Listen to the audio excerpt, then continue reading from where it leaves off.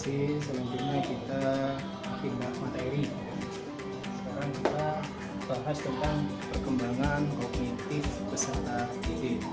Kalau di kegiatan belajar sebelumnya perkembangan fisik dan psikomotorik, sekarang kita lanjutkan di kegiatan belajar kedua, yaitu perkembangan kognitif peserta didik.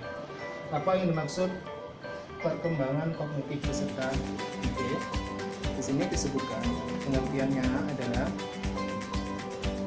semua aktivitas mental yang berhubungan dengan persepsi anak didik, pikiran anak didik, ingatan anak didik, dan pengolahan informasi yang memungkinkan seseorang memperoleh pengetahuan.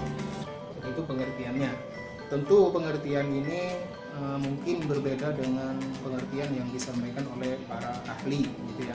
Jadi untuk mengetahui bagaimana perkembangan kognitif menurut banyak para ahli, kita bisa mencarinya di banyak referensi. Selanjutnya mengenai karakteristik perkembangan kognitif peserta didik. Karakternya bagaimana? Di sini dibagi tiga. Yang pertama dari sudut pandang persepsi, dari sudut pandang persepsinya, bahwa seseorang itu mengetahui sesuatu itu melalui panca inderanya. Ini maksud persepsi, jadi kaitannya dengan panca indera. Berikutnya yang berkaitan dengan memori. Karakter perkembangan kognitif dari sisi memori. Dari sisi memori ini berkaitan dengan fungsi menyimpan informasi. Jadi bagaimana anak didik kemampuannya dalam menyimpan informasi yang diterima dari guru atau dari sumber belajar yang lain, itulah yang disebut dengan memori atau kata lainnya ingatan. Berikutnya adalah atensi. Atensi itu sebuah konsep yang cukup rumit ya, yang di sini disebut multidimensional, yang digunakan untuk menggambarkan perbedaan ciri-ciri dari dua atau beberapa hal dan cara-cara merespon sesuatu yang dilakukan oleh anak didik. Ini karakteristik perkembangan kognitif, yaitu persepsi, memori, dan atensi. Selanjutnya adalah komponen keterampilan kognitif. Komponen keterampilan kognitif di sini juga dibagi menjadi tiga.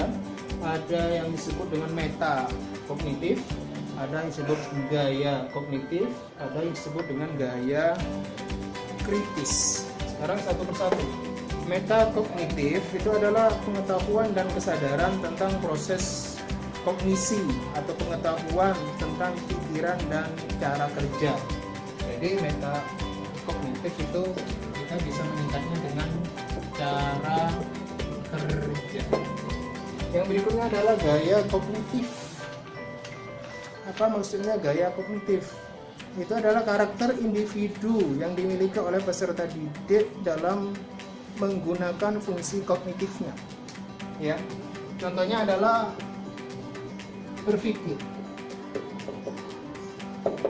Contoh ya.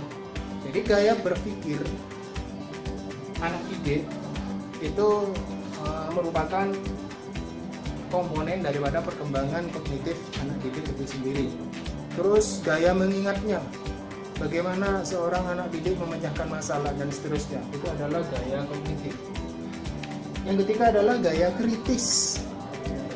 Gaya kritis itu berarti anak didik di dalam menerima materi-materi dari guru itu tidak serta-merta menerima atau iya-iya saja, tetapi di waktu-waktu tertentu ketika dirasa penjelasan seorang guru oleh anak didik kurang ilmiah, kurang masuk akal, maka anak didik akan melakukan komplain, akan melakukan atau akan bertanya lebih lanjut. Itu adalah gaya kritis.